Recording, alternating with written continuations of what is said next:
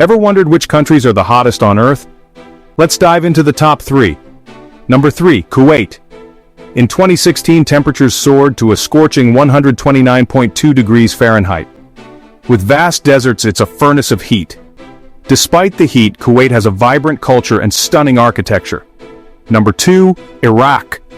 Known for its blistering summers, some regions hit 128.7 degrees Fahrenheit. It's one of the hottest places on the planet. But it's not just heat, its rich history is worth exploring. And the hottest country? Drumroll please. Number 1, Iran. The Lut Desert recorded a staggering 159.3 degrees Fahrenheit, the hottest surface temperature ever measured.